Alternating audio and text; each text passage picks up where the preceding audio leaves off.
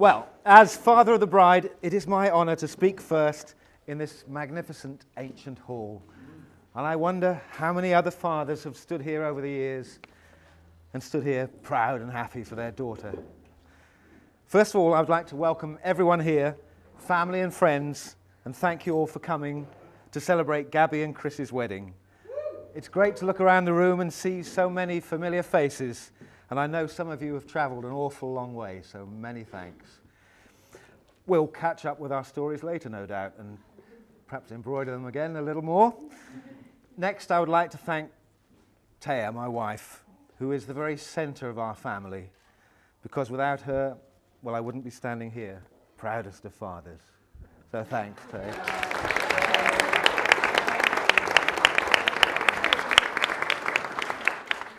And Chris, now let me take this opportunity to formally welcome you into our family. Of course, we've already spent fun weekends together and Christmases. You've taken me to watch Chelsea play. You've come to some of my gigs, one of my gigs, and you've even supervised the barbecue at my annual cricket club do. Never. Supervised, I said. And all in all, we've had some great laughs. And now it's official, Chris. Tara and I are absolutely delighted that you are now our son-in-law.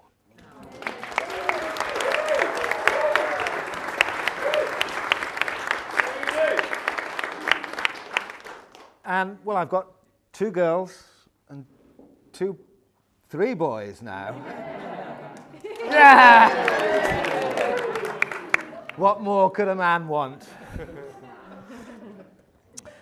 I would also like to say a big thank you to Paul and Mel, Chris's elder brother and sister, who have provided really great family support to Gabby and Lisa. So many thanks, guys.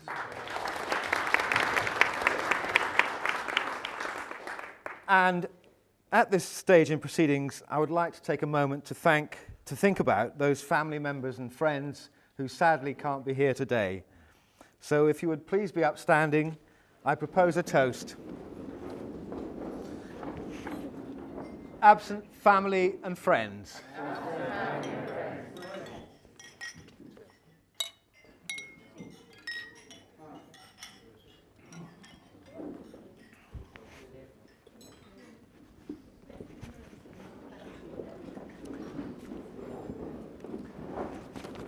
Can you hear me, guys?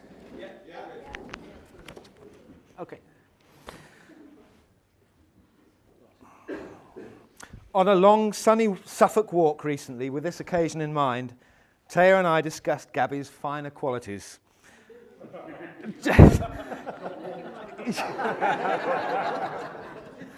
Trying to find the one that was the very essence of Gabby. She is enthusiastic, caring, sensitive, kind, thoughtful, and a loving daughter. But what, we wondered, was her most defining characteristic? Gabriella Carolina Sheen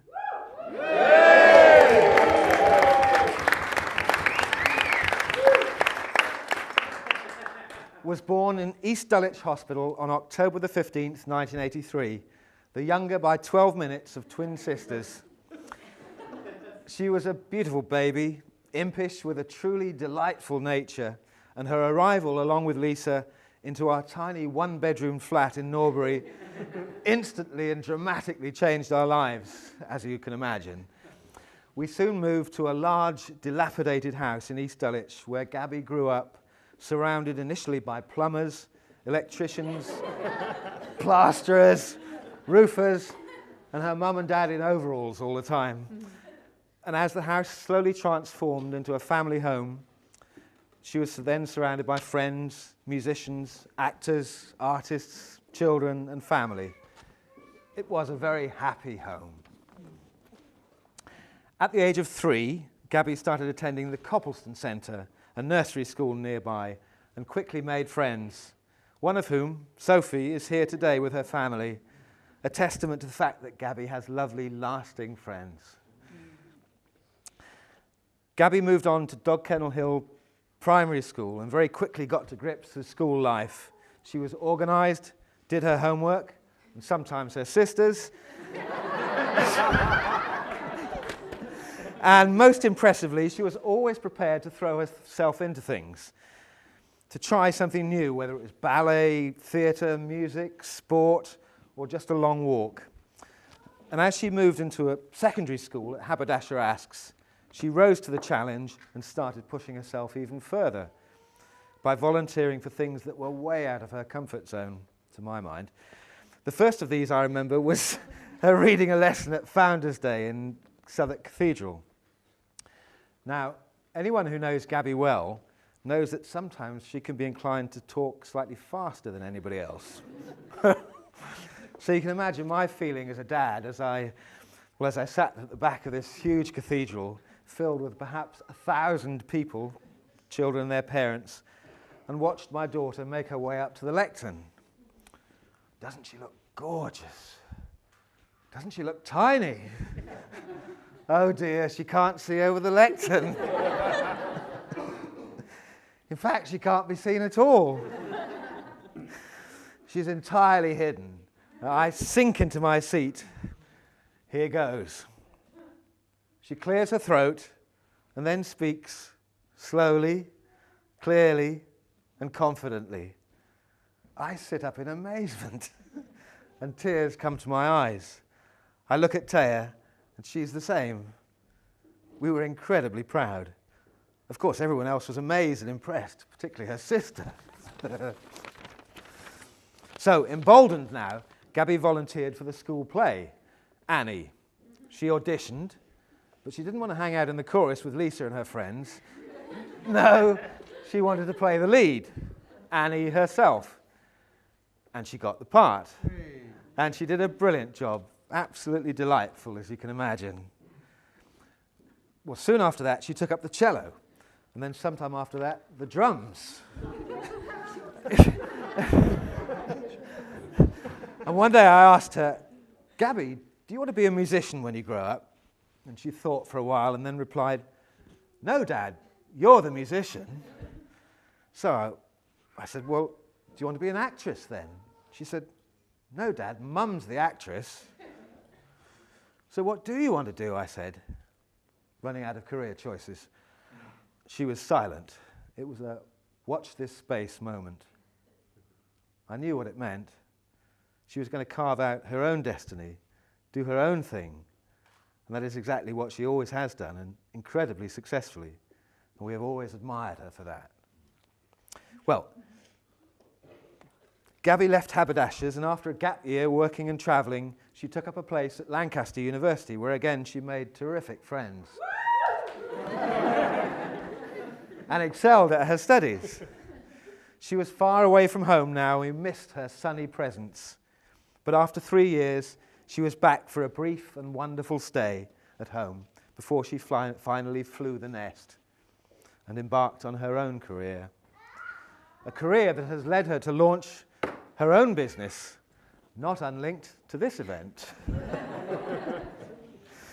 So, on that sunny walk, Taya and I came to the conclusion that Gabby's defining characteristic is her adventurous spirit. She grabs opportunities, she loves life, and she makes things happen. And everyone around her benefits, just like us all now. So from all of us to you, Gabby, a big thank you.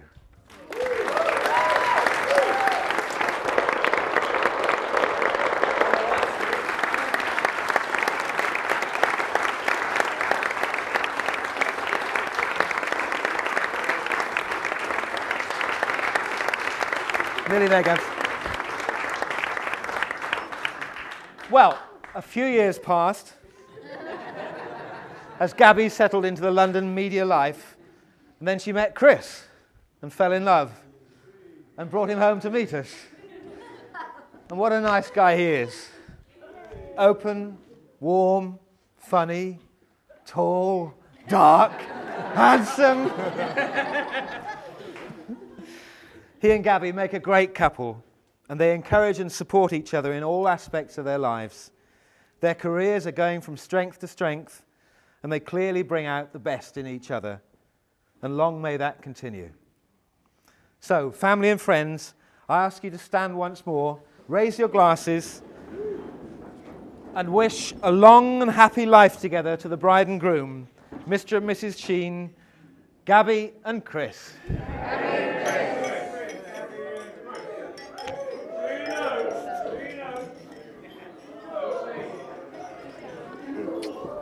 Okay. Brilliant.